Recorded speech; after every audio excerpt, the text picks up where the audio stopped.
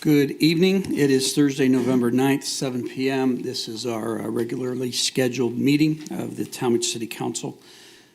We will start with item 1. I'll call this meeting to order. Item 2, opening prayer and the pledge. This evening we have Pastor Andy Alberts to lead us in the prayer, and then the mayor to lead us in the pledge. Would you please rise? In this month of November, I think it's always nice to just be grateful. Instead of kind of a sense of entitlement, to just be thankful that each day, each moment that we have is a gift. And so let us give thanks to our Lord tonight. Oh, give thanks to the Lord, for he is good, and his mercy endures forever. We thank you, God, for this community in which we live, for the city of Tallmadge. We ask for your blessing upon its leaders tonight, that as they gather together and in their conversation and their agenda, that you may bless them with wisdom and discernment to make decisions that better our community and that serve the people. We also thank you, God, for all the people that keep us safe, for our policemen and women, for our firefighters, for our EMT, for those who help us in our time of need. We pray for your blessing upon them. We also thank you, Lord, for a country in which we live to be able to vote and to express our thoughts and opinions through the ballot. Oh, Lord, we pray just a thankfulness for this country in which we live, and we pray that you may continue to bless it.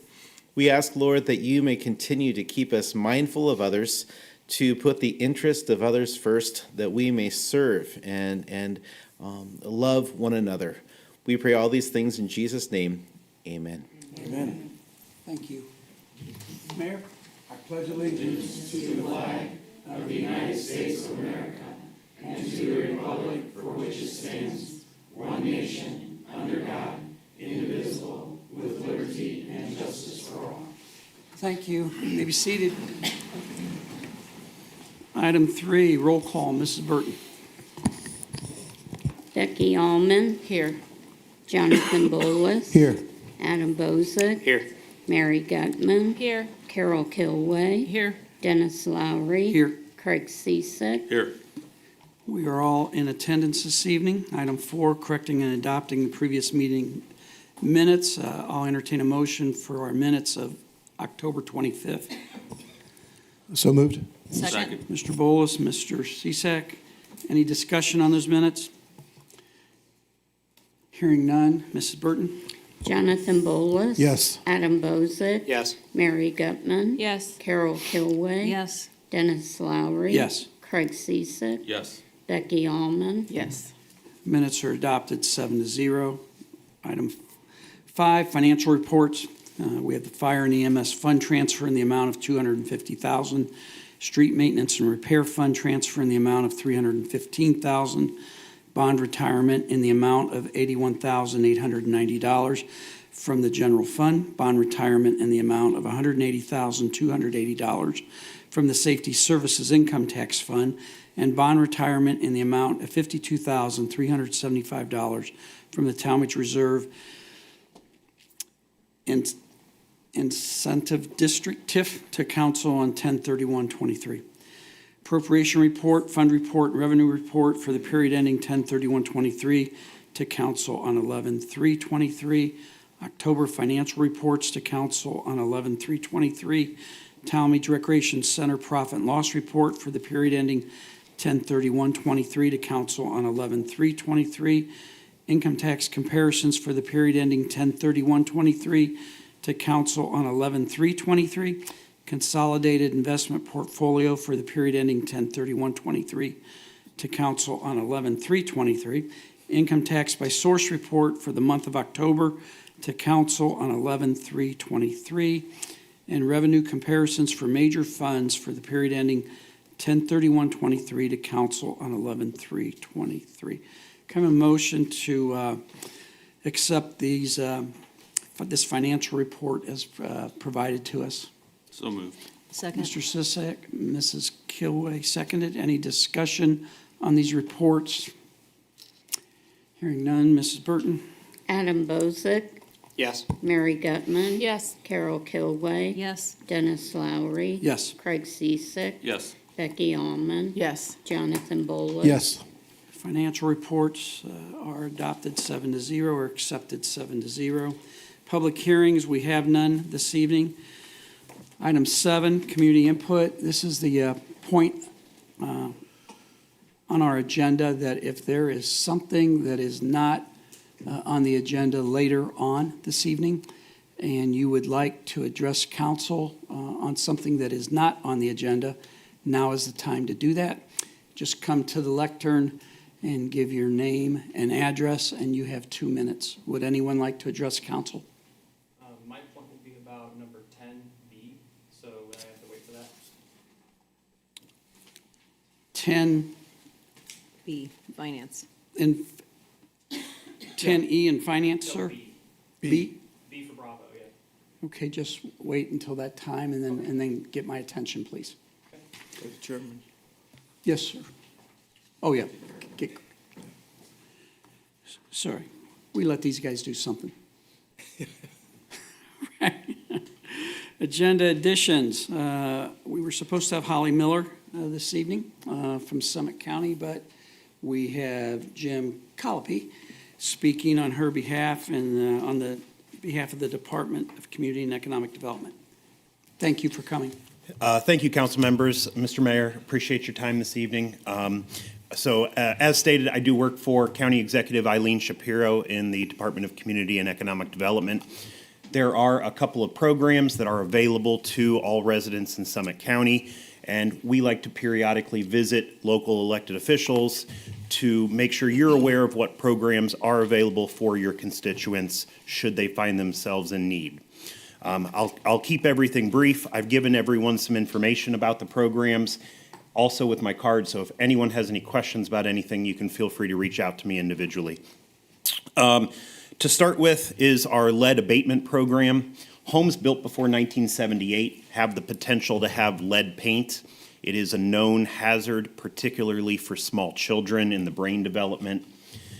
There are abatement programs available to people, both homeowners and renters.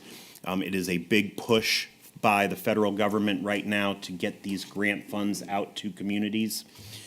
The way it works, if someone qualifies, they send out a lead inspector to actually test the surfaces. If lead is found in those homes, that can then be abated as a part of the program with specifically certified lead abatement contractors.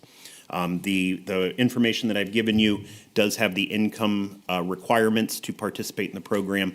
All of these programs do have some sort of income qualification. The second program is specifically an energy efficiency program. That is a federally funded grant program called the Weatherization Assistance Program. What we do is we send out an energy auditor to the home once they've qualified. That energy auditor does an inspection of the home, runs an energy audit, determines the best way to improve energy efficiency of that home. That can include furnace repair and replacement. It can include fixing gas leaks that might be found in the home. And the big component of that is insulation. That's really where we find we get the biggest bang for our buck in energy savings. As a rule, we typically see about a 30 to 40% on average decrease in energy consumption once they've gone through this program. We found the biggest difference in obviously older homes that may have been built prior to any national energy code. The other two programs I want to briefly point out are the minor home repair program. That is a forgivable loan. So if people qualify for that, they are eligible to have repairs, large repairs made to their home, roof replacements, plumbing issues, accessibility issues, and that loan is then forgiven over a 5-year period as long as they do not sell or move out of their house. The last one is actually a sewage and septic treatment program. So when residents find themselves with failing septic systems, specifically systems that have been cited by the health department, this program can come in and provide them assistance in replacing that septic or hooking up to city utilities. These are all great programs. We love administering them and providing assistance to specifically, a lot of the people we help are those either already in poverty or on fixed incomes, older adults. And these are great programs to help them stay in their home and help them with projects that don't necessarily make the list of home improvements all the time. So if there's any questions right now, I'm happy to answer them for you. Otherwise, you have my information. So, Mr. Colby, I do have one on Sure. the forgivable loan program. Yeah. So, our city, like most, have property maintenance codes, and we also have officers or employees that go out and check on some homes. So that program, how does it operate? Does the homeowner have to apply, or could we as the city help them through that process? So the homeowner, we do have to get an application from the homeowner. So we do have to verify their income. There's a whole list of documents that we provide them along with the application. But I know we do work currently with the city's Department of Development in the planning department very closely, and they do make referrals to us on a pretty regular basis. Okay. Thank you. Mr. Chairman, Yes, sir. that's the program that Andrea Kidder operates and runs, and we just passed legislation not too long ago applying for the CDBG funds for the minor home repair and through Holly Miller's office.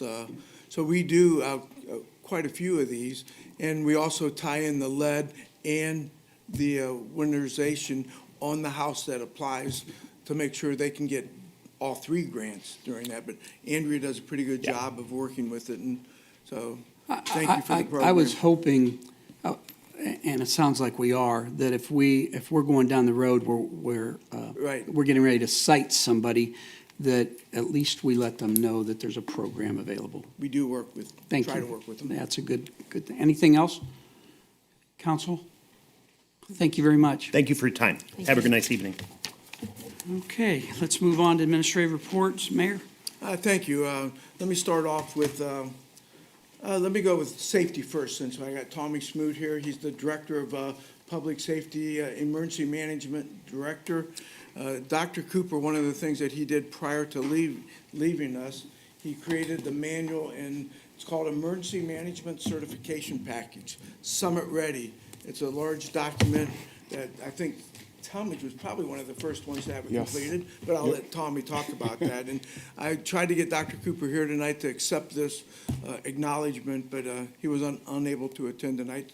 He, before he left, designated the deputy chief in the fire department as the city's liaison to this program to help administrate that. So I do have the fire chief and Deputy Chief Stacy here to accept whatever Tommy wants to talk about. Yes. So, yes, thank you, Mayor, for the wonderful introduction here. I'm here to present an award from the Summit Ready program here. I'm joined here with Joseph St. John. He's from my office. He's a EMA planner. And I'm just going to read this really quickly, and then we'll just invite the two chiefs to come up with us, and we'll present the award here, so I won't be with you too long. So today, we gather here to celebrate a significant milestone the city of Tallmadge has achieved. It is with great pleasure and pride that I extend heartfelt congratulations to Mayor Klein and the city of Tallmadge for their commitment to the safety and well-being of our community. Tallmadge has made history, becoming the first community to achieve the Summit Ready certification. This certification is a testament to the tireless effort of our local leaders and the community, reflecting the core principles of the Summit Ready program. Tallmadge's achievement underscores the importance of a comprehensive approach to preparedness, encompassing risk assessment, planning, resourcing, education, training, and public outreach.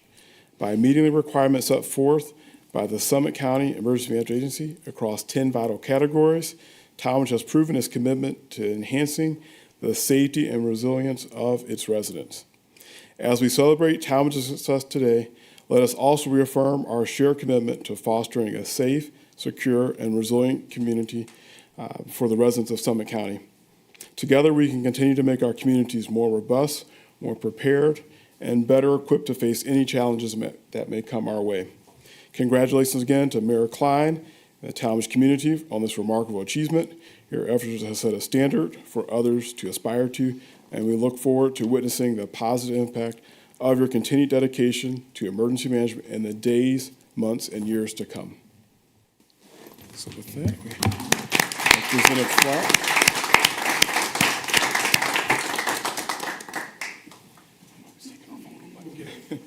Just get this way. All right, okay.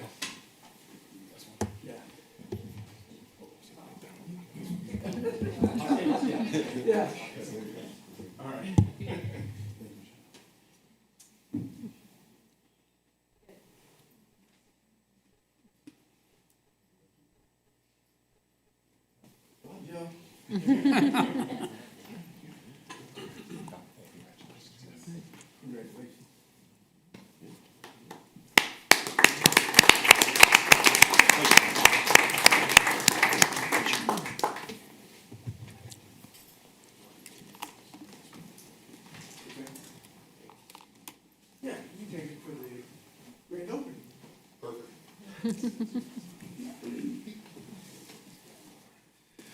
All righty, keep moving on. We also have a presentation about economic development under the mayor's report. So I have Insight and Sean here to talk to us about that tonight, and just to give an update what we've been doing since we've instituted a program with them. Well, thank you, and congratulations to the mayor and safety services team and the rest of the city on that achievement. It's a tough act to follow as I get up here and give an update. Well, thank you, members of council. Thank you, Mayor, for your time today. I just want to share a quick update as far as our activities as the economic development team for the city. We were contracted just over 6 months ago, so it's been a quick 6 months. It's kind of want to share our approach and what we've done so far and hopefully where we're going. So I would say the first 6 months we spent kind of trying to catch up to kind of where things were left off previously, and I know the team has done their best, and without the economic development leadership at the time, to stay on top of business retention and other initiatives. So we've been working with the team, who's been phenomenal to work with, by the way, working with the mayor and his staff to conduct these strategies. So just a reminder, Insight Advisory Group, we're a part of the Wealthy Building Company, and we are a leading provider of services in economic development, owners representation. We work with cities and communities and even the private sector to execute strategies around economic development, to get work done, get projects done, retain jobs or bring in jobs. So all these processes hopefully lead to that. This is our team, and I'm joined by Katie Breck, who's our Director of Economic Development. She's been really the lead with the city of Tallmadge on our work, and Scott Harrington, who's now here present. So here's some of the things we've accomplished so far. We've been conducting regular meetings with the team, assisting with community development and planning and zoning and lending initiatives. When called upon, we're working again as a fractional part of the team and trying to lead strategy and do various initiatives. We've also engaged with the Chamber of Commerce regularly, so we are trying to be a presence for the city, and it's a good place to get to know the businesses, stay in touch, be a face, a resource for them, and stay in tune with those initiatives from the Chamber and what their focus is on. We're working on business retention and expansion. BRE is a big part of any economic development strategy. It is well understood that you hear a lot about bringing in the next business to bring in more jobs and growth in that way. You hear about the mega sites, all those things thrown around. But the reality is 90% of new job creation comes from the business that you have in your existing community. So it's about trying to provide resources, stay in tune with their needs to be successful. And of course, we know right now the biggest challenge is finding talent when you have all these open positions. So, but here's a short list of some of the BRE meetings we've held with some of the bigger employers in town. And those have been very productive. We've gotten a lot of insight for what's happening within those businesses and some of the desires they've had to grow, and of course, try to grow while trying to find good staff and good help. We have had some pretty highlighted events, a groundbreaking with Kenda Tire, Barton Wheel, retaining 101 jobs, and they're also creating another 40 jobs, which is tremendous growth. I mean, you're talking about 40%. Of course, the key is finding the talent they need. 3 ribbon cuttings between Aldi, Core Insurance Pro, breakfast at Tiffany's Cafe and catering. So those have been pretty exciting. See some of the pictures there. Facilitate some discussion with the potential development partners or some key properties in town that are really attractive to potential businesses and others looking to expand. So we've been working with those owners to try to find out kind of what their intentions have been, working with Team NEO, make sure these sites are on their radar as businesses come to them looking for places and opportunities. So we're continuing to push those discussions and try to get those home. A lot of new businesses between the city of Tallmadge and also the Tallmadge Brimfield JED. I can see a long list here. I won't read through all those, but it's really good to see this kind of activity, and that will only foster continued growth, continued amenities and services, more amenities and services for the population here, your citizens, and more jobs. Continue to push those initiatives and then stay in touch with these new businesses as they get acclimated to the city and the community, and make sure our face and the city's face is in front of them when, as their needs avail. So moving forward, so like I said, we've really spent a lot of time getting acclimated with the city of Tallmadge, getting to meet the businesses, meet the leadership, see, help inventory the assets of the city, what we have to work with for development. And our next phase is continue to push that forward into bigger strategies, continuing BRE focus, capitalizing or helping them with their growth. Again, staying in tune with the needs of finding a workforce and talent for these jobs that they're opening up and creating. So that's where our folks will be. We've really enjoyed working with the team. We look forward to doing that in partnership. So that's a little snapshot of what we're doing. It's been pretty exciting so far. City of Tallmadge is great to work in, and we're finding the businesses feel the same way. So, On behalf of my administration, I'd like to thank both you and Katie. Done a great job helping me get through this transition of me not running for reelection. So you really helped out a lot, and we did get into a lot of businesses, and I had a good face at each one of those, and made some really great contacts. So thank you for your. Well, we appreciate it. And you got effort. plenty of steps in, that's for sure. Yeah. So, any other questions for me? I have a question for you. And thank you for the presentation this evening. If you could, go in thinking back through all your interactions with the business owners and leadership teams out there, if you could identify maybe like your top 2 or 3 issues that the businesses are encountering right now, can you kind of touch on those and maybe talk about how the city can play a bigger part in that? Well, and I'll let Katie add to this too, but, obviously, number one has been, finding workforce. The challenges of not just finding people, but the right people, committed working, wanting to work the hours and the other, schedules they need, lining all that up, especially in the production and manufacturing area. What we're trying to do is connect those resources that we know of in the city, outside of the city, the county, the state, that are trying to fund initiatives to solve this problem across the whole state. So, and getting the word out for these businesses that these jobs are there, and working with like Elevate Akron and our partners there to make sure they know that. I'll go ahead and jump in Yeah, you here. can come with me. I would say the top issue would be workforce and availability. I've heard from business owners who have stopped drug testing because they are just so desperate to have workers join their teams. So I think, one way that the city could be supportive is perhaps look at connecting different, either ODJFS or hosting a job fair of some sort. And really, it could even start from having a roundtable, bringing employers together, working with the chamber to come up with a way to address that. But I think really just the connection of resources to the employers. There are a couple of grant opportunities that we've been presenting them that are available through Summit County that are job retraining grants and assistance to help employers train their existing staff and then also help supplement training of new workers as well. I think you asked for a couple, so I'm gonna add one more. So I think the other need, and I think it's a byproduct of a lot of factors, right? Because the staffing they're getting now, the cost for that labor is also up about 25% overall. So, their budgets are gonna hit pretty hard just to get people in the door, and paying for recruiters and everything else to help find people.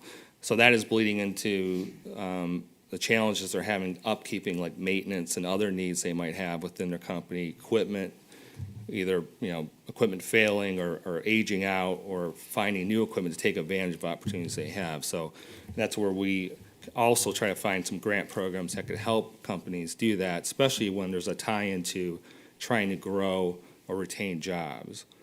So that's where we lay. And there's also job training and other opportunities too to bring grants in to help. Great, thank you. That's a lot of information, I'm sure, and a lot of things that you guys are out there doing to support our businesses, so thank you. Thank you.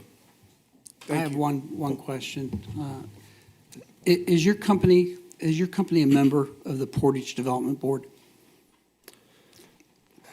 No, we're not. I don't think No, so. our company is not a part of it, but we've been invited to the Team Portage meetings and have been participating in those when we're available. And then I've been attending BRE visits with Brad Earhart as well. Thank you very with our much. JED Yeah. businesses. So we are working with them, but just not She officially. goes with me out to Portage County, those meetings. Thank you. Thank you. Anything else? Thank you guys very much. Thank you. Mayor? So, yeah, I'll complete mine up fairly quick. First of all, do we have any veterans in the, today? I know Adam's a veteran, so thank you for your service. Tomorrow at 10 o'clock, we have Veterans Day at the Tallmadge Circle. We have a congresswoman coming here to do the keynote speaker, Congresswoman Amelia Sykes, which it's pretty great that Congress wanted to come speak at Tallmadge, so that's very nice. So that's at 10 o'clock tomorrow.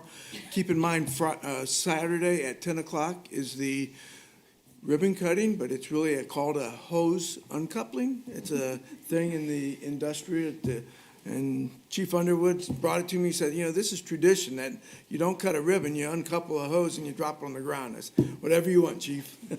So we will be doing that starting at 10 o'clock, and so appreciate if council can come. I'll introduce everyone that shows up there and the contractors. Then they have showing the facilities off. They are cooking hot dogs at 10 o'clock in the morning, so have hot dogs and cider and get ready for the Buckeyes game, I guess.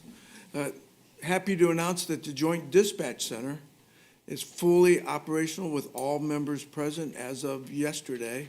The city of Fair Lawn was the last one to come in, and so it is fully operational to this point. There's still potential to expand the facility, and we do think another community will come on after the first of the year, but that's being worked on. With that being said, during the budget process tonight, we do not, the SARCOG, that's the dispatch center, is finalizing the budget for 2024. I know we put in the budget like $575,000, and we don't know exactly what it's going to be until we finalize that budget. So there still may be a tweak to the budget before the December 14th meeting. Outside of that, that's Thank it. you. Anything for the mayor? I had one question, Yeah. just on the topic of economic development. In terms of the workforce, could you remind us the workforce of the dispatch center, in terms of the number of jobs and workers that are there, mentioning fully operational? Do you have any ballpark idea on that? Actually, I was just in a meeting about it today, so I have some pretty close numbers. Currently, there are 39 dispatchers for the COG. There are 5 supervisors, a director, assistant director, I think 3 IT and 2 support staff. So probably around, I didn't add that all together. I only know it by we were working by position today. So fully staffed would be, a fully staffed budget is 44 dispatchers. So they are working on going towards that, and they're also in the process of hiring. That does not include, there will be some part-time workers also. And then Akron is on, I do not have the information about how many dispatch workers are in Akron's portion of the building. And those were all currently, all the dispatchers were currently employed and had moved locations, or any of those net new to the location? So the ones that are there right now are all moved from their previous positions, and then they have to fill in, because there were 45, but Yep. some chose not to come, retire, whatever the reason may be, so. Thank you. All 45 dispatchers were offered jobs, and I think they said 4 elected to retire. I think that's what it was, and so they're adding a couple spots. It's real A close to few that. dropped off after they said they were gonna come and didn't. It just, people's stuff changes, but 39 out of 44 isn't too bad. Talking- So, Mrs. Gilbride, Yes. did you say that Akron is on site? Yes, Akron is also on site. They actually started on site the same day that the county So started on site. their abatement timeline started then? Their abatement starts, I believe the way the contract was written, the abatement starts the first full year that they're operational, so that would be January 1st. Thank you. Anything else, Mr. Bozick? Yes. Kind of what Councilman Bullis was mentioning about a net gain of employees, but I guess my question would be is what, they're all net gain as far as income tax, correct? Correct. They're Because all a net gain to none of them Tallmadge. were- None of them worked here. They all were- worked in other cities. So Okay. any of those employees, whether they were employed by someone else or not, were not Right. in Okay. Tallmadge. So they're all net gain for income tax Great. purposes. Thank you. Yes. Thank you, Adam. And the director said approximately 100 to 125 employees will be there, which includes the Akron side. Thank you. Director of Administration, Mrs. Stritch. Thank you. In finance, ordinance 2023-87, which is the 2024 budget, we did make some amendments to those. I did send council an email to that has a PDF of the new 2024 working budget appropriation and also an explanation of those amendments. We can talk about that more when we get into committee, but I would ask that the amended budget get the second reading this evening, and then a public hearing is December 14th. In personnel, we have ordinance 2023-89, that's the part-time firefighters contract ordinance. We're hoping to get together next week, so I would ask you to give that a second reading as well. Also in personnel is ordinance 2023-94. That's the ordinance listing the positions. The compensation board met early this week and approved the bands for the new positions in that ordinance. And then the ordinance went to civil service, and they approved and recommended the ordinance as well. So again, I would just request a second reading. And there's a public hearing on that as well on December 14th, and that'll be at third reading too. So, and that's all I have for right now. Thank you, Mrs. Stritch. Mrs. Raber, on the budget, we would amend that this evening? That is correct. Thank you. Any questions for Mrs. Stritch? Mr. President? Mr. Bowles? With the new positions that are being talked about, do we have new job descriptions for those? Yes, we do. Okay. Can we get a copy of those? Of course. Okay, great, thank you. Anything else for Mrs. Stritch? Thank you. Mr. Rohr, Director of Public Service. Good evening. I'd like to request ordinance 2023-95 and 96 be passed at first reading, if that's possible. First slide, 89 East Howell Road, moving along, that's the footer wall. You can see where the equipment is, that's Howell Road. So my back's towards North Avenue there, so they're finally at that point, after they get that footer wall down, they'll start working on the parking lot. The first floor is all removed, but for that pile, you can see by the tree. Next slide, Dave. Unfortunately, we found an asbestos substance underneath the gym concrete, so this was underneath the concrete, 6 inches below. No idea that it was there. that's the material to the left. The material to the right is a material that we're finding. We sent it out today to get tested. It's behind the footer wall. It looks to be similar, so I'm assuming that's what it is. Both of these are Category 1 non-friable. Definitely a change order is coming, and we don't know. Once the second test comes in, we'll have a better idea of what the amount's gonna be. So, something cool here, so the shelter at Lions Park, Shelter 1, the picture to the left, one of the park employees found that the main supports was rotting. You can see it there at the ground level. It's rotten below the ground. Craig Campbell and Ben Matthey was able to secure these. They made a temporary wall. They went down with a sonotube and repoured the concrete and actually saved that shelter from deteriorating any further. So it was a great catch. Love to compliment those two guys that did that excellent job in that save. So nice job there. Leaf season. So we're through, believe it or not, Section 1 and Section 2, and they were working in Section 4 today and some of Section 3, just trying to help clean up some of those files. We don't want to go all the way into Section 3 because next week we start that on Monday. So, but that's moving along. One more slide there. Just remember why we do this new method of pushing. It's not new. This is actually the 4th year of doing it. It is more cost effective than the VAC program. You can see there it's about $7,000 less. The main thing though is it's more efficient. It takes us to do 1 lane mile, 1 hour, the pushing method. The old way was 6.6. Scroll down there. So if you see there, 23.6 lane miles would take us 158 hours as opposed to 23.5. So this pushing method is much more effective than the old VAC way. And that's really, right, I mean, we want to be more efficient. And there again, we're saving some money. So, and that does it for my report unless there's any questions. Thank you. Mr. President,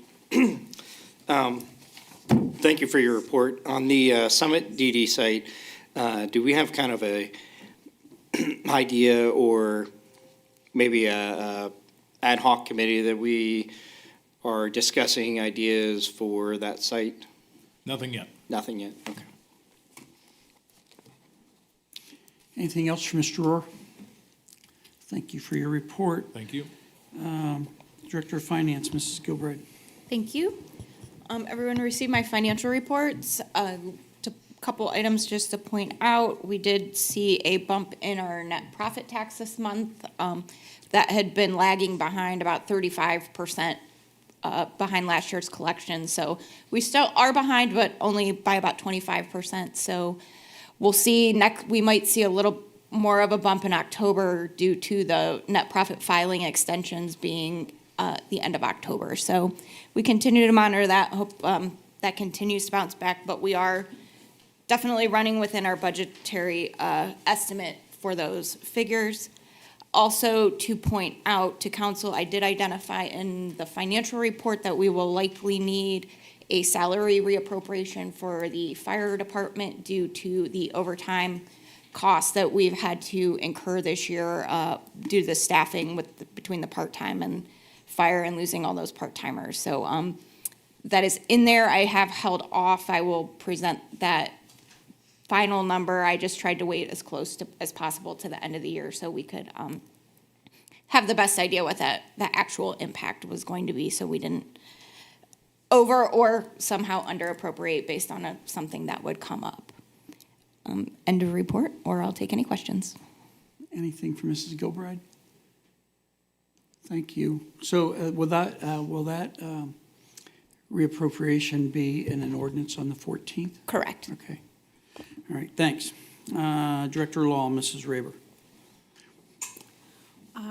We had another very successful drug take-back program on October 28th, and I just want to thank the police department for all their hard work, especially Don Hoff, who helps organize that on the police department side. We collected about 170 pounds of unused or unwanted drugs. That does not count the nearly 100 pounds of trash that came along with that, so, thanks. Thank you. Any questions for Mrs. Raber? Thank you. Okay, that's the end of our administrative reports. Item 10, our legislative agenda. We'll start with planning and zoning. Mrs. Kilway. Thank you. I'll call planning and zoning to order. We're all present this evening. We are at second reading with ordinance 2023-86, Exhibit A, Tract Exhibit A.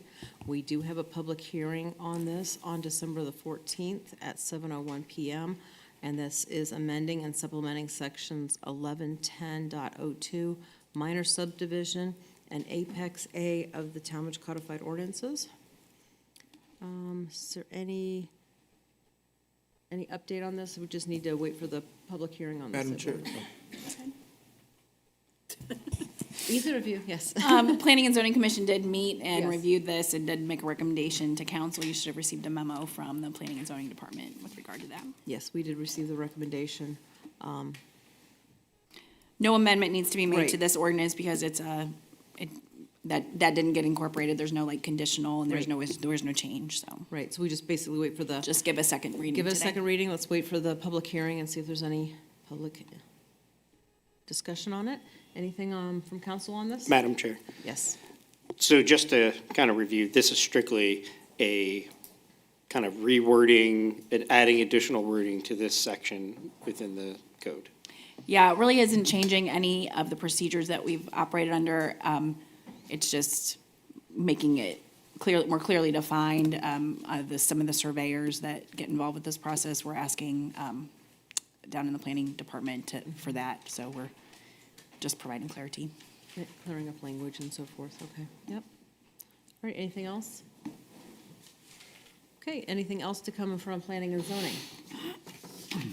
Nothing at this time. I'll close committee. Thank you. Thank you, Mrs. Kilway. Finance, Mr. Cisak. Good evening, thank you. I'd like to call finance to order. We currently have third readings of ordinances and resolutions.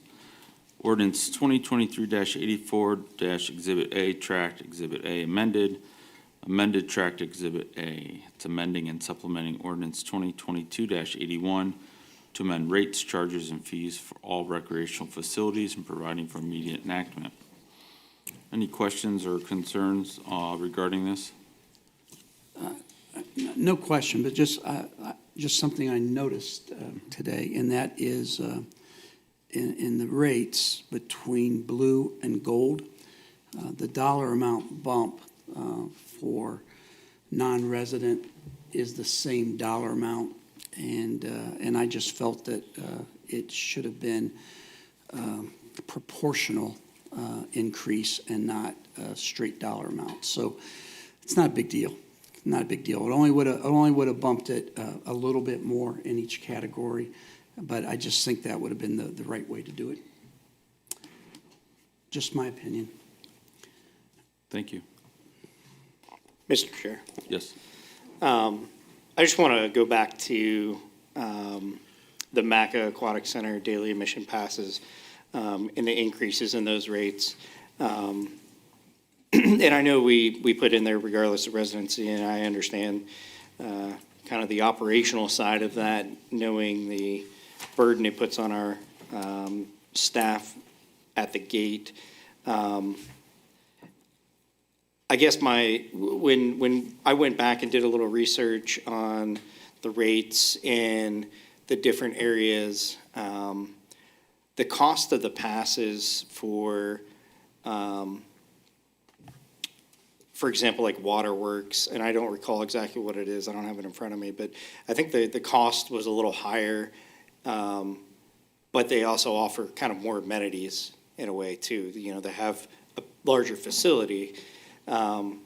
So kind of looking at that and knowing what our rate is, knowing what their rate is, I don't know that we can, if you look at it as here's a service we're providing, here's the amenities, and you look at the dollar amount, and then you look at a similar facility, and you look at their amenities, and you look at the dollar amount, I don't know that that justification certainly comes out the same. So my only thought is, at some point, I understand we're kind of pushing people maybe towards passes, But there are some big obstacles, I think, to overcome for some families when, knowing the demographic of the families that go there, I fall in that category with my family. There are certainly a lot of families that choose not to go anymore to MACA because of the cost. And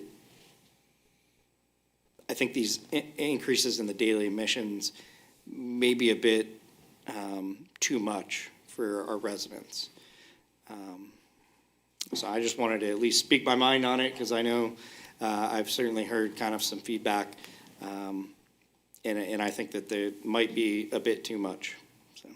Mr. Chair, Yes. the price is not really just looking at other facilities around, which are very few anymore, because, most of them are closing, but it's the chemical cost, and we do heat our pool. If we would turn the boiler off and not heat the pool, nobody would come anyways, but just the amount of the gas bills there. But really, the chlorine cost has gone sky high to operate that, and I know the director's here, that she could probably talk more on that, but so we have to look at everything, all the expenses that go into this for a 90-day operation. That's all we operate that pool is, hopefully 90 days based on the weather, but it's, for $15, you can go stay from noon to 8 o'clock at night, less than $1 an hour, or $1.25 an hour or so, and have a great facility, safe facility, and so I think that's what justified the rate increase. To Adam's point, I think, if it's a child going between the ages 3 and 12, you give them a $20 bill to go with their friends, and they're gonna spend it either at the concession, or they're gonna spend $15 and only have $5 left to spend, or 10 and 10. So I think the facility will be getting all of that money at some point. But yeah, I do think, to Adam's point, I think we may outprice ourselves here in the near future. I don't know when the last rate increase was, a year or two ago? 2 years. 2 years ago, okay. So I think we just need to be aware of outpricing ourselves for our own residents and the public. So that would just be my thought in the coming future. I don't know necessarily we compete with any other, like the private pools or the private day pass activities, like the Cedar Point water parks and things of that nature, which I know are much more expensive. So. Right, Mr. Chair. And so, kind of going back to those comparisons, and I understand that there's a cost increase in operations. And I guess this does go back to something I've always asked, is what dollar amount are we trying to achieve? What percentage of recouping our costs are we shooting for with that facility?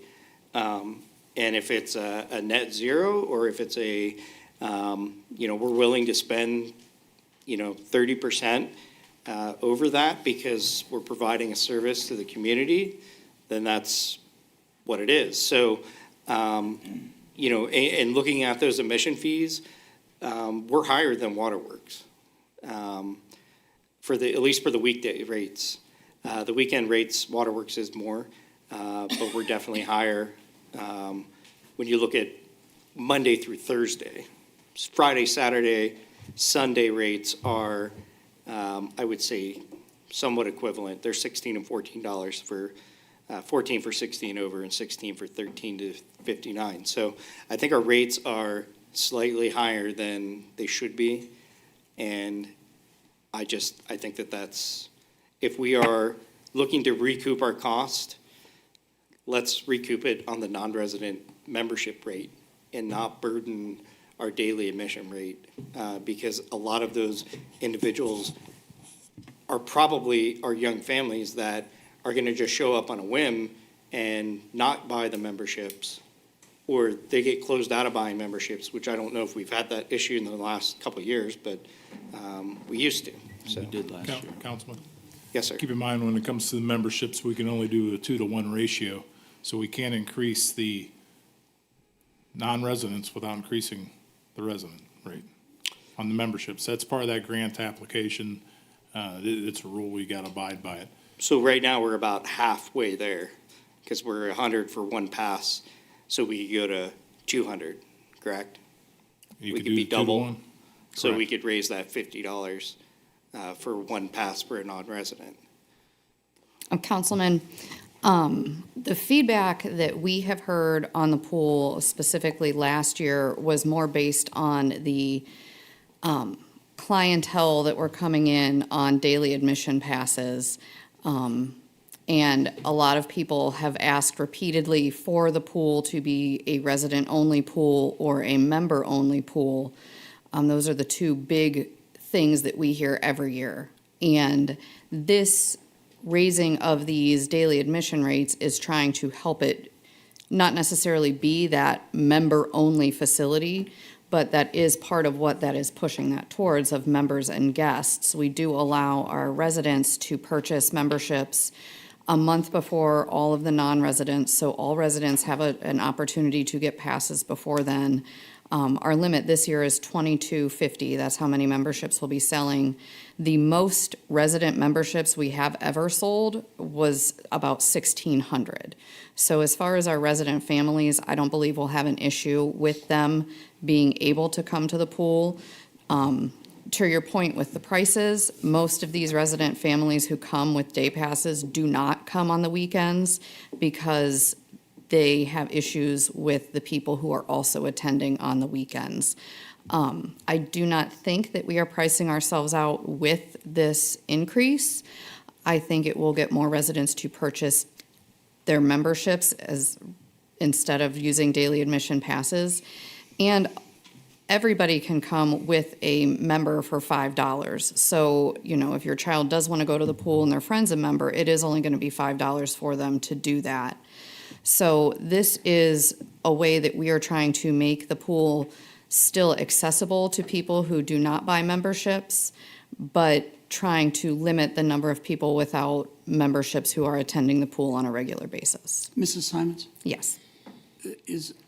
could we have a discussion about extending the period of time from 1 month to maybe 2 months or whatever for our resident-only purchase?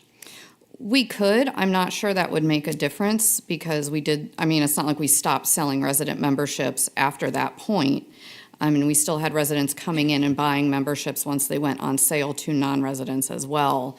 I believe at the time that the passes went on sale to non-residents this past year, we had less than 1,000 resident passes sold. So I don't know if extending that would make a difference or if we just need to somehow increase that sense of residents knowing that, to lock in your membership, you need to get it at this point in time instead of having people call, the weekend before Memorial Day and say that they got shut out because they waited until then to buy their pass. What are our methods of marketing so that our residents know that this is when we're doing that?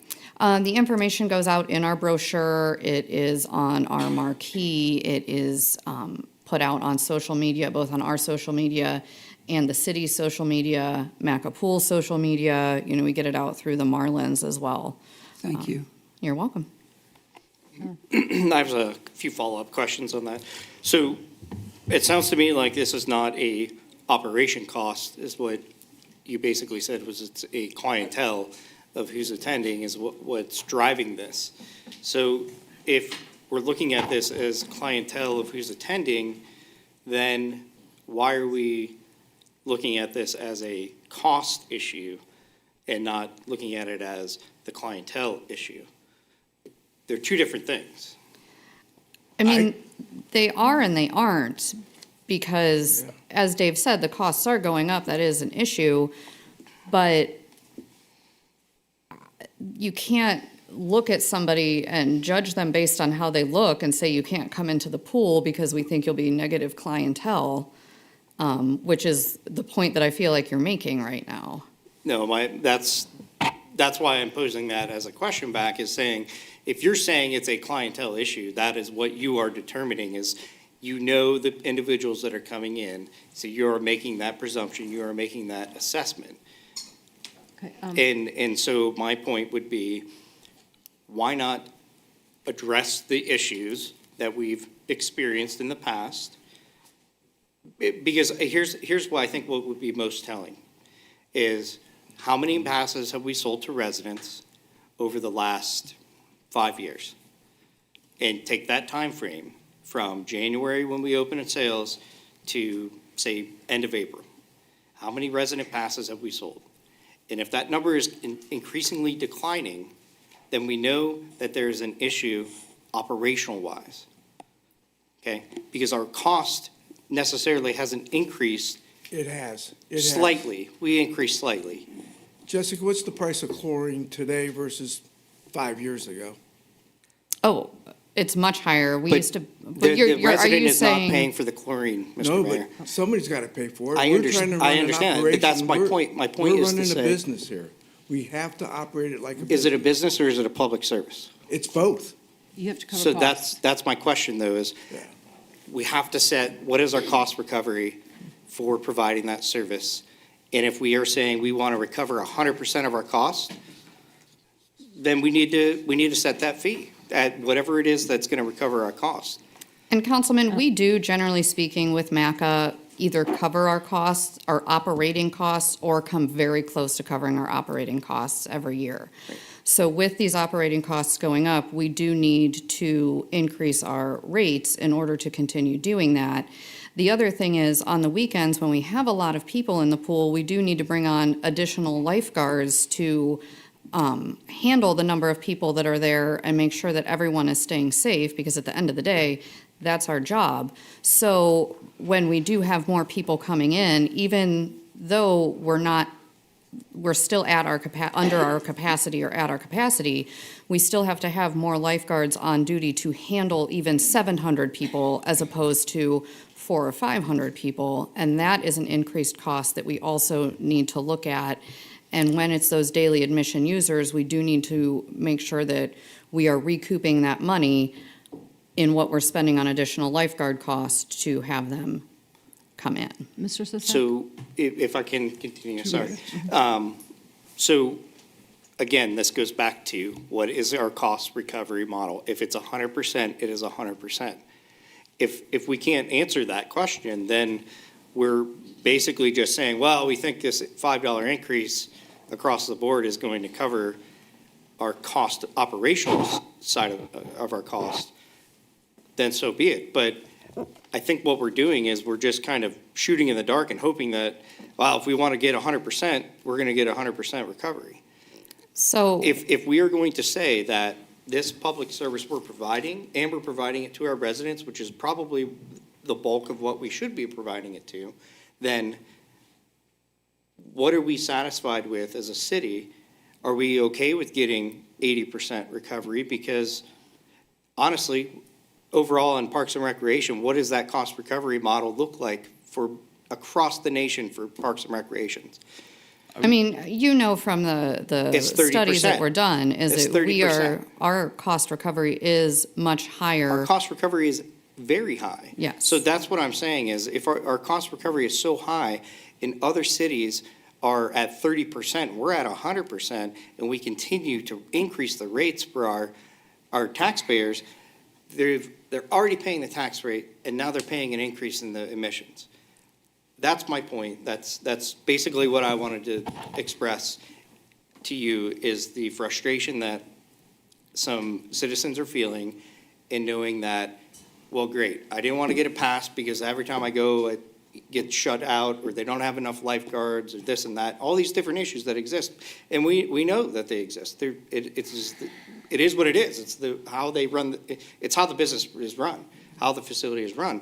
And I understand that. But now you're going to turn around and say, well, I don't want to get a pass, but I'll just go as a daily admission. Well, now I can't even go as a daily admission because if I go one time, I might as well just buy a pass for the family. Find a friend and go for $5. Mr. Councilman, Sisak? Okay, I'd like to Carol had recognize her hand Mrs. up Kilway. for a Yeah, long no, time. thank you. Yeah, Appreciate so- that. And I bring this up because I'm looking at because Mr. Bozick, you did bring up and you compared waterworks. I have the City of Cuyahoga Falls website up with their daily rates for waterworks. And these are starting May 31st, 2023. So we don't know what their rates are going to be next year. And you have to look at the non-resident rates, because if you're a Tallmadge resident, you're going to be going there as a non-resident. Ages 3 through 12, it's $20. Ages 13 through 59, it's $25. Ages 60 and over, it's $20. So our rates are lower than waterworks. But you have to look at the amenities. What are you getting out of that? You're There getting are- a swimming pool. There are more amenities, there are more things for my child to do at Waterworks than there are. But you're talking about it being affordable, so as a resident, it's still more affordable for you to go to Maca at the new rates than it would be to go to Cuyahoga Falls as a non-resident. And I understand that portion of it, but I'm just throwing this out there as, when you look at the cost of, if you're gonna buy anything and you get XYZ bells and whistles, and you're paying a little more for that. So that's my point of saying that our But you had amenities you said- get at you had location said one you are can go to- different than amenities you You get had at said that we location were two. less than Waterworks, is what you had stated. We are technically, for our resident rate, because we don't offer a resident, non-resident rate. Because we're not allowed to because of the Mr. grant that we have. Bozick. No, Yeah. we are technically allowed to, it's just we choose No. not to because of the operational side No, of it's it and the because headaches that, when we received the No, the that's property not from correct. Maca, it was received under a federal grant. that's not correct. All right, Mr. Bozick, if you'd like to make an amendment to the grid, and propose a new rate, I would entertain that. And it'd have to get a second, and it would have to go so forth. My one question for the administration, as far as costs and stuff, heating the pool we talked about, can we get some, maybe a grant or something to put in some solar panels, maybe on the shed or the buildings to help heat the pool? Sure we could. I'm Thank sure you. we could look at that. All right, let's do that. Mr. Sisak, Yes, ma'am. before we talk about amendments or anything, I'd just like to say my piece that I agree with Adam pretty wholeheartedly on this, that I don't have the rec center, the rec background to know about the cost recoveries and what's standard, but I do think we're pricing out a certain segment of our residents with these cost increases. People that can't buy a pass, they can't come up with a couple $100s at once, and maybe don't have friends with passes in Tallmadge. I know for some of us that might sound funny, but there are people in Tallmadge who don't know people with passes. They still deserve a chance to go to the pool, I think. So I understand there's costs and we need to cover those. But it's very well worth considering that we are pricing out people who live here and who pay taxes aren't ever going to have a chance to go to the pool because it's like $100 to take their family there for the day. So I thank Adam for bringing that up and having this discussion. I think it's an important one to have moving forward. Okay, thank you. So we're at third reading. Either we get a motion to amend, or we get a motion to adopt. Or we could hold it till the December meeting. Or we could hold it, yeah. Mr. Chair, Yes, sir. I have a motion to amend ordinance 2023-86 for modifying the rates back to the original cost. Is there a second? I'll second it. So we have a motion and a second to modify the rates back to the original cost.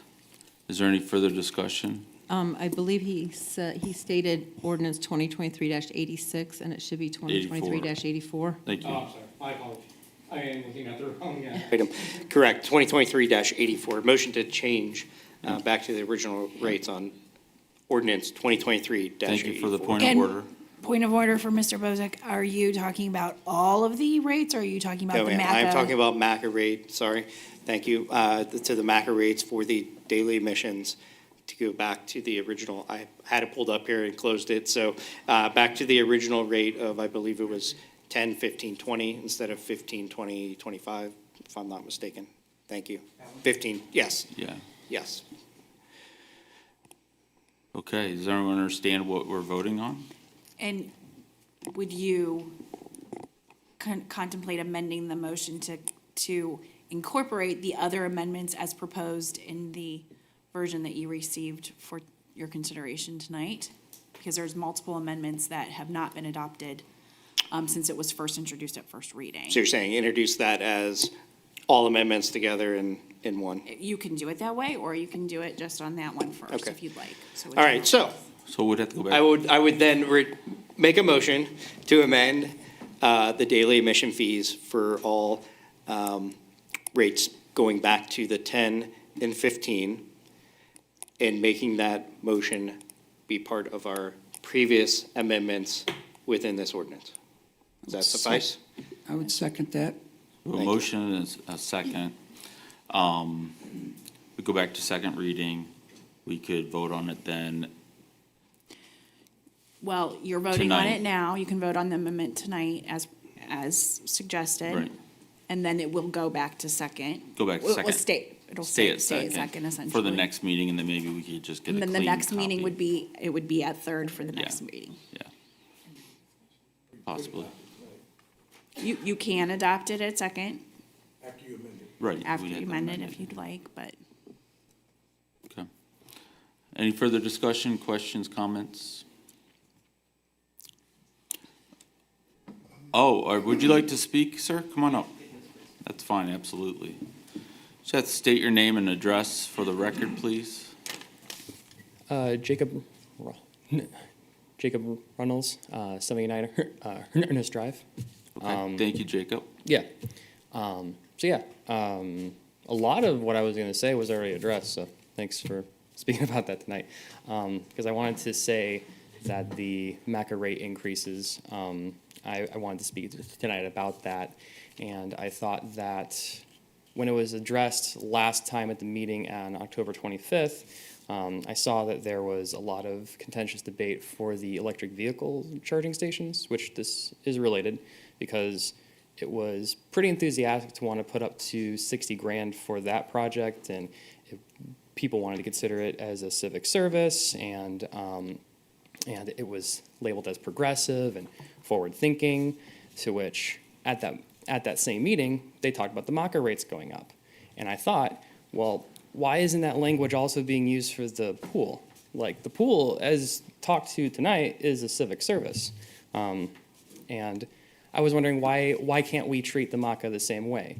And and for people who don't want to get a season pass, or if the season pass cap is maxed, I feel that it's not necessarily fair for the citizens to have to shoulder the cost of increasing the rates just to stay relevant to other places' costs.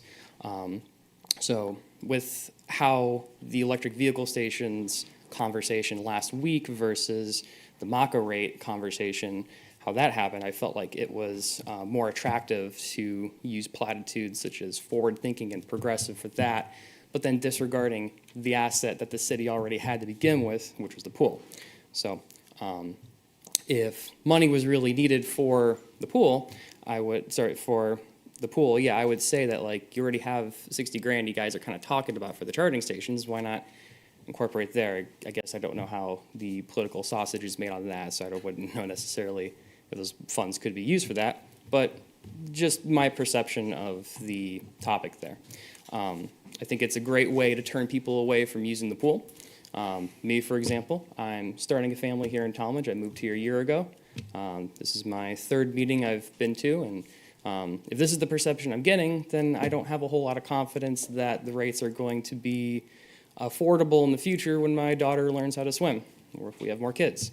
So, and I don't know if you can compare the Cuyahoga Falls natatorium. I know that the Cuyahoga Waterworks was compared. I don't know if you can compare the natatorium to the MACA pool, but their rates are $10 for minors and $14 for adults. And I've been to the natatorium, it's pretty cool. So that is already cheaper than the rates we have right now. So It's like, why wouldn't I want to go to the Cuyahoga Falls Natatorium, which is only about 15 minutes away, when I feel like I'm being priced out of the Maca? So that's why I wanted to share. Thank you, sir. Points well taken. Appreciate that. All right, I think we're up for a vote. Yeah. All right, Madam Clerk, please call the roll. Mary Gutman, Yes. Carol Kilway, No. Dennis Lowry. Yes. Craig Ciesick, Yes. Becky Allman, Yes. Jonathan Bowles. Yes. Adam Bozick. Yes.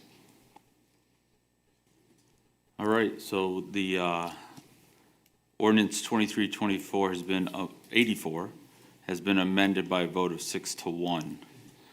I would move to adopt ordinance 2084, or 2023-84 at second reading, please. Is there a second? Second. So a motion and a second to adopt ordinance 2023-84. Is there any further discussion? I said one last thing. Yes, sir. On this topic, just while we're talking about rates and usage of the MACA pool, I haven't seen the Marlins use agreement. I know there's a draft and there's discussions going on, but is it being considered at all? It's mandatory to get a MACA pass to be a member of the Marlins swim team, but is it being considered at all if they just want to be a member of the team and use the pool for team events or practices and not necessarily purchase a full season pass for their personal use? Because I know families, I've been a member of the team now for 2 years, and I've just heard some of that feedback as well, of families that want to participate and be on the team. We're operating a championship pool there, attracting a lot of team members and children. So just while we're talking about this overall, that is some feedback I've got that we might want to consider in the use agreement as it pertains to rates.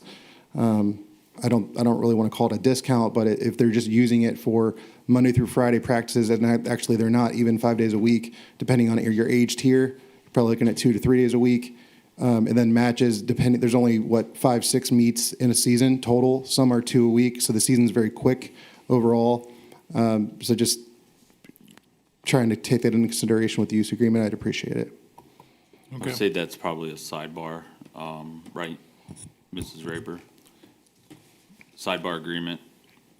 Well, it's not, It's not part of this. It's not part of this. That's correct. Yep. Okay. Yep. It's not Thank part you. of this. Thank you. Mr. Sisak? Yes, Ms. Skilway? In reference to Mr. Bullis's comment, I know years and years and years and years ago, when Mac and Marlins first started and I was a member, we did not have to have a membership in order to be on the team. So there's a little history there. But then my next question is, since this is going to most likely pass with the new rates, what type of a adjustment to the budget are we going to have to do to make sure that we cover the costs of the chlorine and so forth?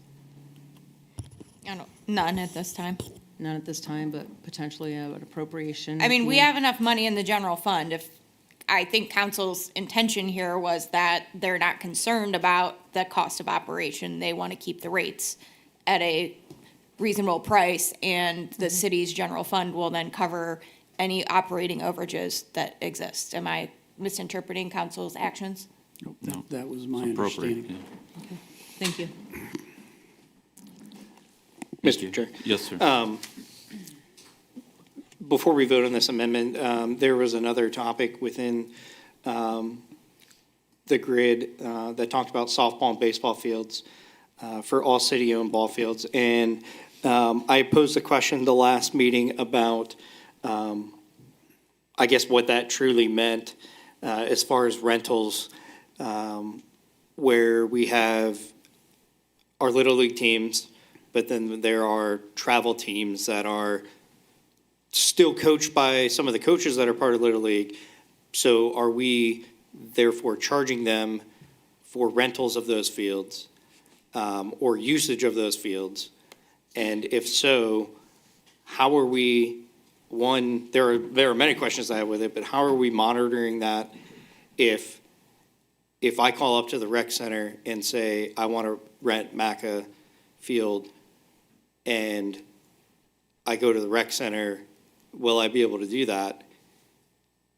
And what kind of coordination are we having with Little League and/or those travel teams to know that that field is actually available?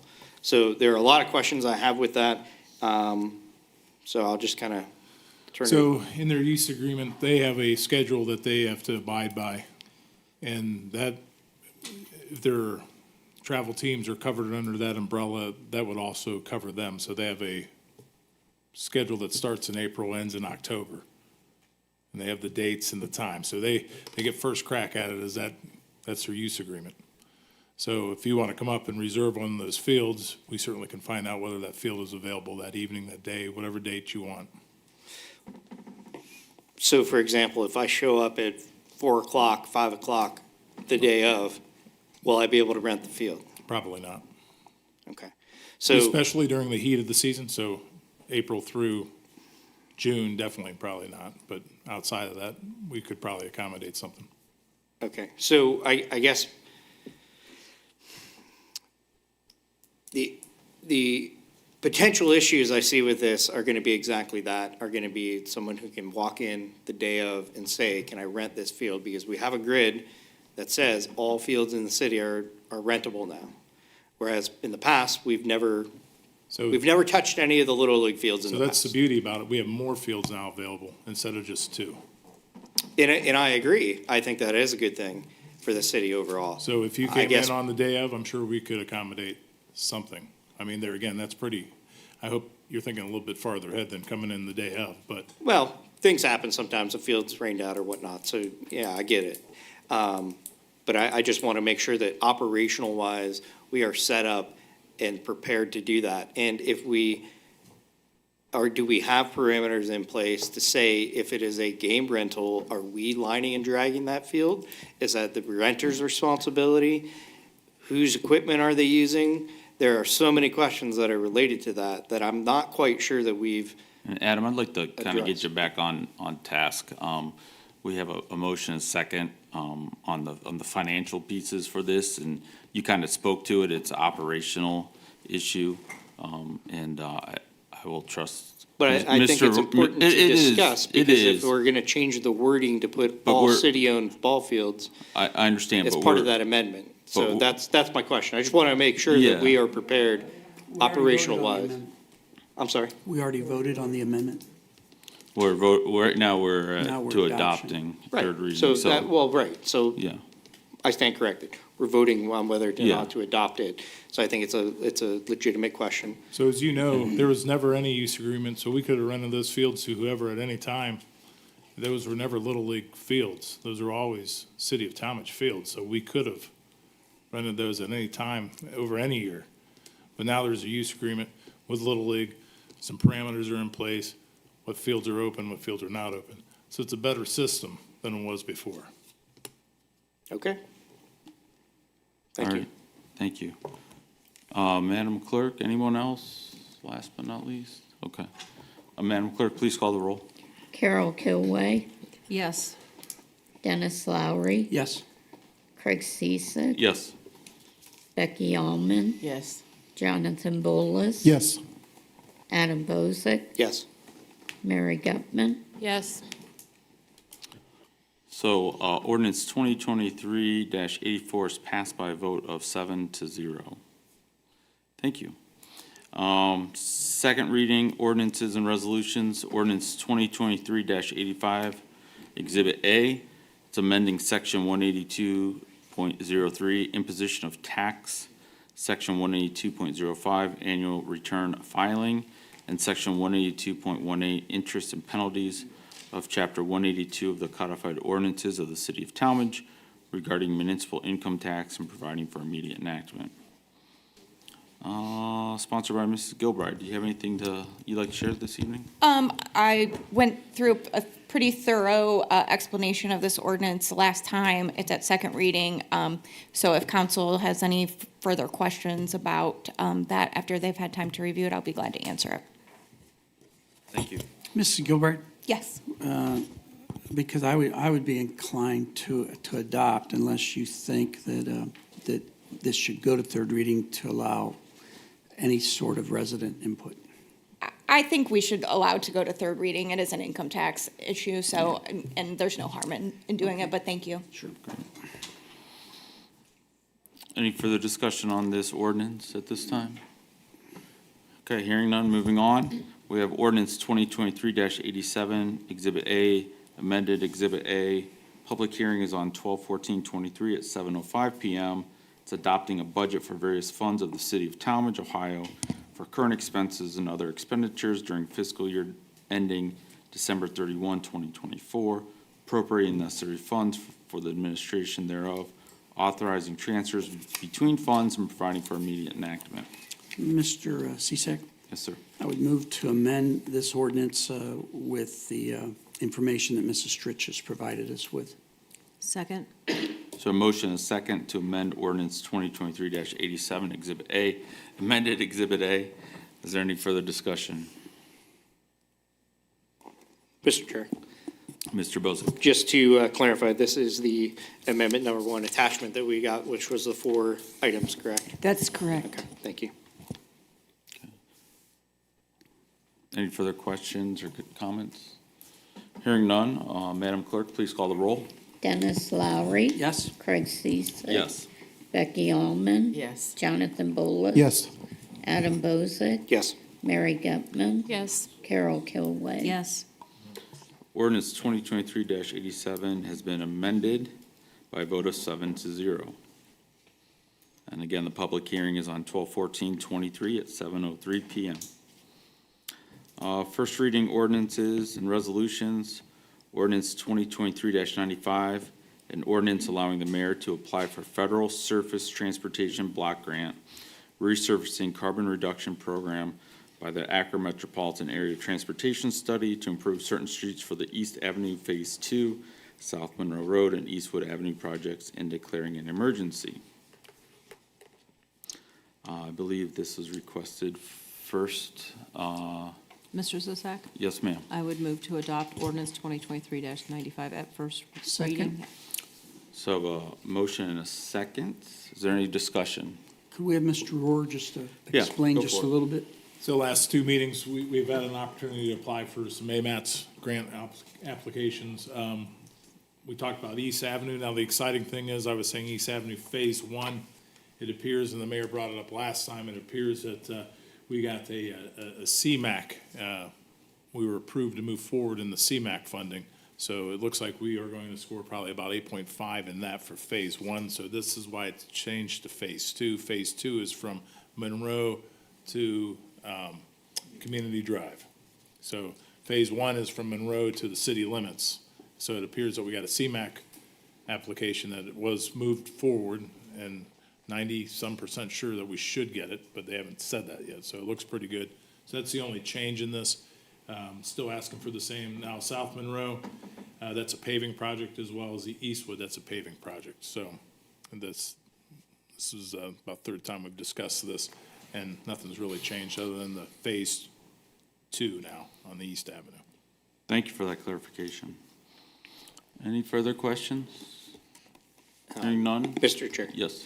Mr. Roy, if you can just indulge me here with the project from Monroe to Community, that particular project, are we speaking of just strictly, because I'm seeing here it says funding program, it says resurfacing, and I just want to clarify, are we only resurfacing from Monroe to Community? No, that'll also include the sidewalk, That'll include curb and gutter, curb, yeah, expansion, I guess, widening. yeah, and third whatnot. lane, Okay. turning lane. Nice thing about that section already has majority of a turning lane in it. Correct, yeah. So this will just put the turning lane all the way. And my follow-up question with that is, do we have anywhere on our website, like architectural drawings or I guess, something out there about these particular projects? So if, residents ask us, or we can reference that particular site and say, hey, if you go to this site and take a look at, on the city's website, And- what this project involves. That link's been up there, and I gotta go back and look to see if it's still up there, but that link's been up there for about 2 years. Okay, perfect, thank you. You're welcome. Yep. Okay, Madam Clerk, please call the roll. Craig Ciesick, Yes. Becky Allman, Yes. Jonathan Bullis. Yes. Adam Bozick, Yes. Mary Gutman, Yes. Carol Kilway. Yes. Dennis Lowry. Yes. So ordinance 2023-95 is passed by a vote of 7-0. Thank you. Ordinance 2023-96, an ordinance allowing the mayor to apply for federal surface transportation block grant, resurfacing carbon reduction program, and/or transportation alternative set aside funds programmed by the Akron Metropolitan Area Transportation Study to improve certain streets for the State Route 91 Northmoreland project and declaring an emergency. I'd move to adopt ordinance 2023-96, first reading. Second? So a motion and a second to adopt ordinance 2023-96. Mr. Rohr, would you like to expand Yes. on this? So this is one for the improving the traffic signal as well as the crosswalk delineators and strobes up there on 91 it's Monroe Falls, but remember, we own half that road. Monroe Falls is submitting the application, but we're partnering with it, so we'll only pay half of that amount. All right, any questions, comments? All right, Madam Clerk, please call the roll. Becky Allman, Yes. Jonathan Bullis. Yes. Adam Bozick. Yes. Mary Gutman, Yes. Carol Kilway. Yes. Dennis Lowry. Yes. Craig Ciesick. Yes. Ordinance 2023-96 has been passed by a vote of 7-0. Thank you. Is there anything else to come before the Finance Committee this evening? Hearing none, I guess have a final comment. I can't thank Jacob enough for coming in and expressing his concern. I think sometimes we kind of get stuck in silos. And when I say that, we talk about the street department, we can only pave 2/3 the number of streets because our costs have gone up. It's more expensive for firefighters, the cost has gone up, and then now you get to the chlorine at the Maca Pool and the costs go up. Well, let's just pass it on to the residents or pass it on to the public. I think we have to look at holistically, kind of across the board, what we want to prioritize in the community. Is it recreation? I think that was done under Mayor Grimm 20 years ago by building the rec center. We don't currently have, to my knowledge, a tax on the books for recreation, and so that typically comes out of the general fund. So in order to be net zero at the end of the year, I think we need to understand, what impact it could have on our community, its members. I mean, we passed along a sewer rate increase over the summer. So, there's been statements made, hey, we have a pretty big general fund, let's use it. We're not in the business of making money or sitting on money. We need to provide services. So with all that said, I think it was a great discussion on Maca Pool and its rates. And again, thank Jacob for coming in and expressing his concerns, because we do oftentimes get stuck in silos and don't look at the big picture. So with that, I will go ahead and close. Mr. Chairman, before you close. Yeah. Thank you for bringing that stuff up. I don't know if anyone read the Beacon Journal today. If not, it's going to be in tomorrow. It was on the online. They just did a rate increase for water. We haven't had a water rate increase since 2012 here in Tallmadge. That will be, so it'll be the next council decision. You want to absorb that cost, which you won't be able to. You'll have to pass it on. So just letting you know that it's going to affect Tallmadge about $250,000 a year increase. Thanks. I just wanted, Okay. because it's going to be in the paper tomorrow. Yeah. And you kept talking. I had Right. a note here. I forgot to say it. Okay. Thank you so much. Thank you, Mr. Ciesick. Let's move to personnel. Mr. Bullis. Yes, thank you. Call Personnel Committee to order. We're all present this evening.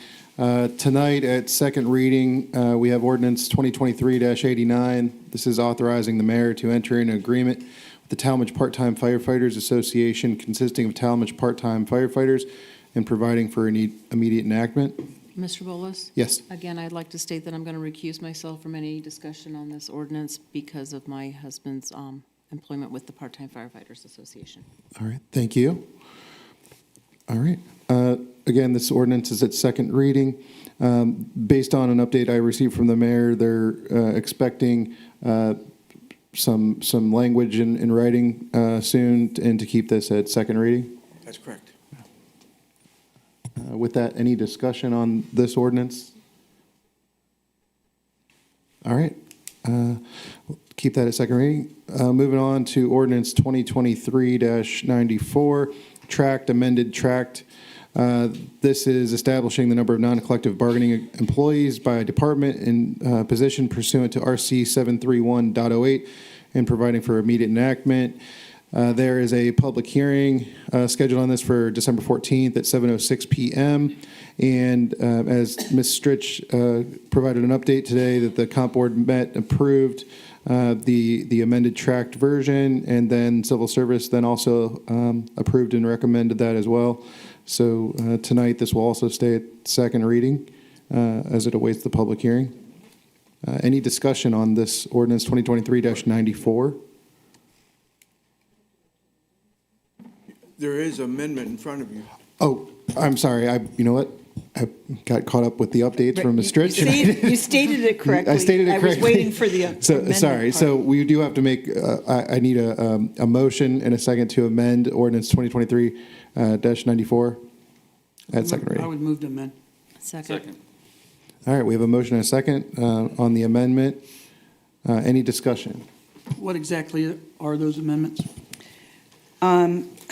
If you go to, we filled in the bands for the new positions. So if you go to page 2, under police, the assistant records manager, the band was placed in there at 5 and was approved by the compensation board and civil service.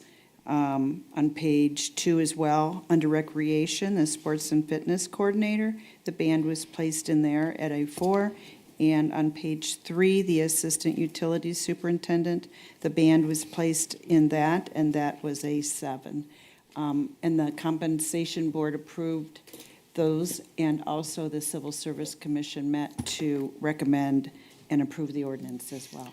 So, Mrs. Stritch, you. Want me to go back? No, it's fine, Dave. Sorry. The approval from the comp board, there was no discrepancy between what the appointing authorities were asking for, correct? Actually, the appointing authorities not have anything to do with the placement of the bands, just to clarify. Did you just say this is a? No. The new this is actually much better than it has ever been. The new compensation plan that we had has a 10-point, and we had distributed it earlier. Right. A 10-point factor manual. So when a new position becomes, you take that 10-point factor manual based on education, supervision, reporting, so forth and so on. And the position description is ranked on each one of those 10 points, and then you receive a total number, and then that number equates to a band.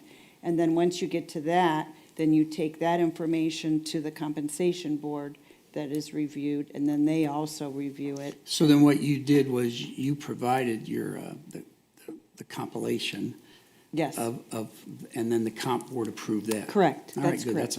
That's a nice check and balance. Yes, I think so. But Thank also, you. the department head or the appointing authorities looks at the position descriptions, finalizes the position description, then we base it off of that position description. Then moving forward, Mayor, what if a job description Needs to be changes, or you give somebody an additional duties, or then you do that process again and go Yeah. back to the comp board? Yep. Okay, And civil service. yeah, thanks. Mr. Chair. I Yes. have a question for the administration. And thank you for reminding us about that point value system you guys are using, because I was thinking about it as we were discussing it. And and it sparked my memory about asking for the job descriptions, which obviously are being utilized to, when you use that Absolutely. point system. So, Correct. so kind of two questions. Obviously, you're going to get us those job descriptions. Would be Absolutely. great, thank you. And then the second point would be, do we have, or can we get, I guess, just even take this grid and all those positions and just kind of identify who those appointing authorities are for each position or grouping of positions, just for reference, so, you know, I don't think there would be, the reason I say that is I'm just curious if there's overlap that would exist, or for You don't example. have more than 2 appointing authorities for an employee. Right, So you can't have Mike Rohr as the appointing authority for recreation, and you're not also going to have another appointing authority. You have the mayor that's over Mike Rohr, but the appointing authority would be the service director. So he would not, you wouldn't have the service director and a safety person, or. right, and that's all I'm asking, is just can you, just a quick little, like, you know, because they're by department, so I would assume that each department had to have the same appointing authority for all those positions under that department, but maybe there isn't the case, so that's all. Okay. Any additional discussion? All right, we'll keep that at second reading, and I'll close committee. We have to vote on the amendment. Gosh, you guys throwing me off tonight. All right, well, please call the roll. You need to drink your coffee. Jonathan Bolus. Yes.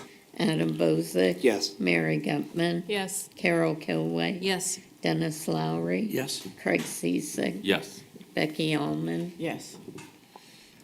All right, now ordinance 2023-94 is amended by a vote of 7-0, and will stay at second reading.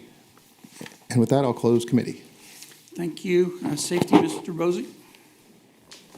Thank you. I will open Safety Committee. We have at second reading this evening, ordinance 2023-92, appropriating additional funds for dispatch services from Summit Area Regional Council of Governments, SARCOG, and providing for immediate enactment.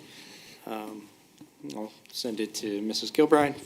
Yes, as we previously discussed at the last meeting, we had stated numerous times throughout the year and last year's budget process that we, with the uncertainty of when the actual dispatch center was going to open, we did not provide for any payments to the COG for the 2023 operating year. So this is a reappropriation to pay for operations that have occurred since actually last quarter of 2022. There were some when they hired the director forward, so the county is going to be billing us for our portion of actual costs. So this would be used to cover that for the 2023 operational year. I did, for council's information, I did coordinate with the city of Stowe, and we have confirmed, and we will be receiving about $100,000 refund from them for the 2023 year for dispatch services that we paid them for in July that we did not receive. Great, thank you.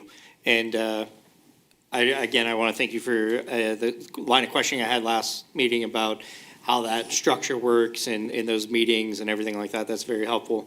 And I look forward to getting some of those reports on, how it's working, moving forward. So obviously that's a great addition to our income tax revenue. So we want to definitely make sure that we're seeing the flip side of that, what the expenses are. So thank you. Do you need this passed at second reading? I do not need it passed at second reading. I don't believe we'll be receiving the bills till December, but Okay. I don't anticipate any further changes. All right. Anyone else on council? Well, then I would move to adopt, then. if she's I'll not- second. All right, so we have a motion. And that, Mr. Bosey, that's just because we're going to have a full agenda Yes, on this I agree. December meeting. Good call. So I have a motion and a second to approve ordinance, or I'm sorry, to adopt ordinance 2023-92. Do I have any discussion? Hearing none, Madam Clerk, please call a roll. Adam Bozick, Yes? Mary Gutman, Yes. Carol Kilway. Yes. Dennis Lowry. Yes. Craig Ciesick, Yes. Becky Allman, Yes. Jonathan Bolus. Yes. The motion passes by a vote of 7-0. Any other items up for discussion under the Safety Committee? Mr. Bolus? Yeah, I'm not sure if this was the right committee to bring this up, but I just wanted to ask around the passage of issue 2 and the effective date. What are the implications of that in terms of testing, whether that be employees or, pulling over a driver and performing a test? What is the city's cost impacts to that as it pertains to our budget for 2024? Do we have any idea at this point? I don't anticipate that there'll be a budgetary cost that I can anticipate right now. Okay, There's always been impaired driving for drugs, so officers are trained to detect and apprehend drivers that are impaired, not just by alcohol, but by controlled substances. So there will be a change in how they have to operate that. Everyone is in the same boat. Everyone in the state is trying to assess. and then from What was, and with regard to employees, we've already had medical marijuana, and we have said that that is not something that's allowed to be in anyone's system. And so we are a drug-free workplace.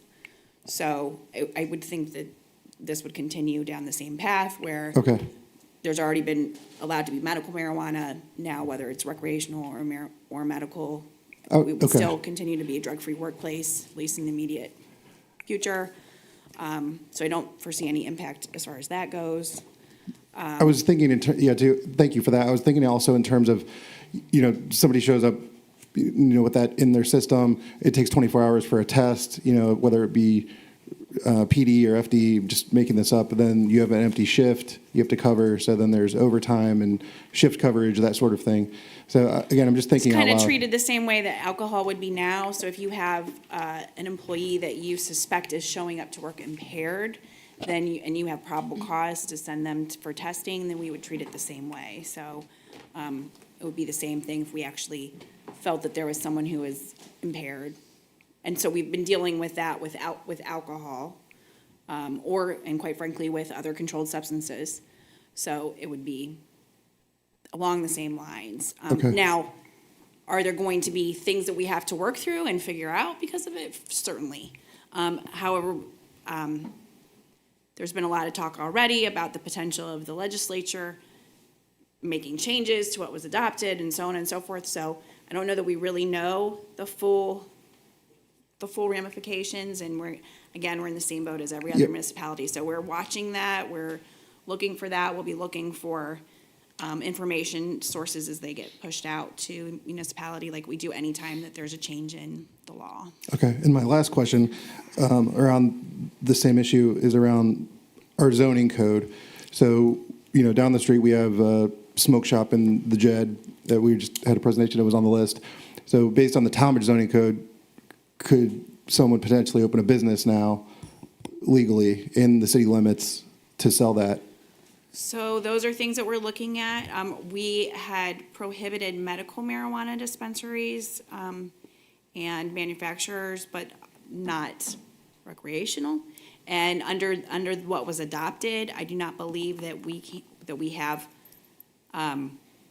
the same level of home rule authority that they had built into the medical marijuana legislation. And again, I don't know whether that's something that's being looked at in Columbus, when they're talking about tweaking it. So I don't know that we know the full scope or impact. Okay. Again, with regard to that. Thank you. Yep. Mr. Bowles, could I ask a question, Mrs. Raber? So regarding looking into it, is there a consortium or something that we belong to, Megan? There's So- several. But Yeah. are we like working together with Akron, Stowe, Green, whatever? So are we looking at this collectively, or is everyone just doing their own thing? So the city has multiple different collective entities that they are part of. The Ohio Municipal Attorneys Association, the Ohio Municipal League, and then each area of specialization. So there's chiefs associations, there's fire chiefs associations, there's mayor's associations, there's public service associations, there's finance. So all of us in all the different departments have connectivity. We're all on listservs. We all get education pushed out to us. We all have people that we talk to. We do coordinate and talk to. And I actually had a conversation today with other prosecutors when I was up at court about this issue. So yes, those are all in the works, and it's really the same every time there's new legislation in whatever different area. We tackle it the same way. So like typically then, I guess you're anticipating that there will be model legislation that gets adopted somewhere else first and gets vetted, and then we'll follow suit. Yeah, I mean, it depends on on ultimately what it looks like. Okay. Whether there is any model legislation for a municipality to adopt. The way it was adopted, I don't know that there's a whole lot for the municipalities to actually do. Okay, thanks. Yeah. Thank you, Mr. Bowles. Thank you. Good discussion, and I think those are certainly things that Mr. we. Bozick, you have Yes. a community member. Oh, I'm sorry, Mr. Giddens, would you like to approach the podium? State your name, address, please. My name is William Gooden. I go by Lee. I live at 1602 Timber Top, Tallmadge, Ohio. I have a quick question, I guess, more for law director. Alcohol's been legal for years. There's dry counties, dry cities. Has Tallmadge considered maybe making us a marijuana-free city? Again, the way that the legislation was adopted would not allow for that. Okay, So I don't know that that's going to be an option okay. for us to even consider. Thank you. Thank you, Mr. Giddens. Good question. Certainly a lot of questions spiraling from the passing of that. And I'm sure our law department is very much on top of it, as always, so thank you.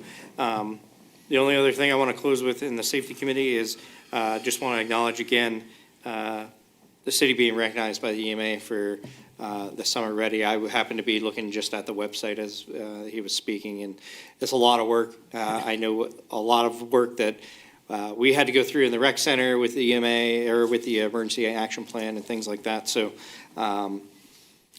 congratulations on that and great work. So. Keep in mind, it's not the COOP plan, the comprehensive operations plan. Right. It's a different plan, but we do have an update for the COOP plan too. That is, we're floating documents around. It won't be done by the end of the year, but that is, needs a little bit of update that. Right. Thank you. And this sparked my memory, Mr. Bullis, when we were talking about drug testing for employees, and Law Director Rayburn touched on it. The city has a great policy in place for how we conduct those and the service we utilize for that, and they actually can come on site. So there's a lot of really good resources that the city utilizes when it comes to doing the testing and things like that. So, Mrs. Stritch has been great at coordinating those over the years, so thank you. With that, I will, any other thing else for the safety committee? Hearing none, I will close committee. Thank you. Thank you, Mr. Bozick. Community issues, Mrs. Gutman. Thank you, Mr. Lever. I'll call community issues to order. And we have before us tonight's second reading, ordinance 2023-93, expressing intent to sell unneeded, obsolete, or unfit real property known as parcel number 60-02371, located on Chanafel Avenue, not needed for municipal purposes, and providing for immediate enactment. Mr. Rohr, is there anything more to say about this than from last meeting? Nothing. Okay. Do we need to keep this, or can we pass this tonight? I would just leave it for 3 readings since you're gonna be getting rid of, real estate, but, we haven't been reached out to by anyone, so. Okay. Is Yep. there any discussion or questions from council? Then we'll keep this, move it to 3rd reading. And is there anything else for community issues tonight? No? Okay, seeing nothing, then I will close community issues. Thank you. Thank you, Mrs. Gutman. Public Service, Mrs. Ullman. Thank you. I call the Public Service Committee to order. We have no legislation before us this evening. Does council or administration have anything for the public service? I had one thing. Yes. Just on the water announcement, do we have a breakdown of what that means, like per unit of measure? No, I just received a courtesy call from the mayor of Akron yesterday saying it's going to be in the paper today, more information to come. I didn't even see it yet in the paper. I know it made the headline on the online thing, but that's, And what's the effective date again? I can't tell you. Oh, okay. All right. I don't know. I have to read Okay. it more thorough. Thank you. Anything else for the public service? Seeing none, I close committee. You did a fine job, Mrs. Ullman. Thank you. All right, let's move to item 11. Good job tonight, everybody. Reports of special committees. I have nothing. All good in the council office. Carpet looks great. Thank you, Mr. Rohr. We're getting to that. That's on announcements. So what we have, actually, Mrs. Burton is way ahead of the curve here. And we have a proposed calendar that typically gets adopted at the organizational meeting. And so all we're waiting on is Mrs. Raber, because the way the charter's written, and we had Mrs. Raber and I had a brief conversation today. The wording in the charter says that the organization meeting has to occur following January 1st, 10 days following January 1st. And so I didn't know whether that means you count the first or you start on the second. Yeah, so that coupled with the rules of council, so the charter says within 10 days after January 1st, Yeah. and then the rules of council, though, say shall be elected not more than 10 days after the commencement of the term. So I would say it needs to be 10 Yeah, days. so January then 10th. with that, we'll have, we will adopt this at the organizational meeting, but the intent is to have both meetings on Wednesday, the 10th of January. Both Okay. the organizational meeting and Yeah, council meeting. typically the organizational meeting at 6, and then the council at 7. Okay. So plan on that, but then, so then actually the last thing I have is that we have 5 weeks now in between meetings, so everyone have a nice Thanksgiving. And this is a joke. So Mrs. Kilway's going to be very busy, and I'm going to be on vacation. So, congratulations, Carol. Thank you, Dennis. Thank you. Okay. So is there anything else? Any other announcements? Border Control. We got a note. Are we having Board of Control tonight? No Board of Control tonight. Mr. President? Yes, sir. Do we have to approve this calendar? No, that gets approved at the organizational meeting. Okay, But you- so not prior to? You may want to vote tonight, though, Oh. to set the first meeting of the year and the Oh, yeah, organizational meeting at least on January 10th. I'll entertain a motion to set the organizational meeting and the first council meeting. Mr. President, I move to set the first date of 2024 meeting of January 10th. Organizational meeting at 6. Organizational meeting at 6, followed by our council meeting. Council meeting at 7. A second to that. Second. Mr. Bowles, any discussion on that? Hearing none, Mrs. Burton, please call the roll. Mary Gutman. Yes. Carol Kilway. Yes. Dennis Lowry. Yes. Craig Ciesick. Yes. Becky Allman. Yes. Jonathan Bullis. Yes. Adam Bozick. Yes. Thank you. So that first meeting date is approved 7-0. I'll entertain a motion to adjourn. So moved. Second. Okay. Call the roll, please. Becky Allman. Yes. Jonathan Bullis. Yes. Adam Bozick. Yes. Mary Gutman. Yes. Carol Kilway. Yes. Dennis Lowry. Yes. Craig Ciesick. Good job, everybody. It's 8:54. We are adjourned.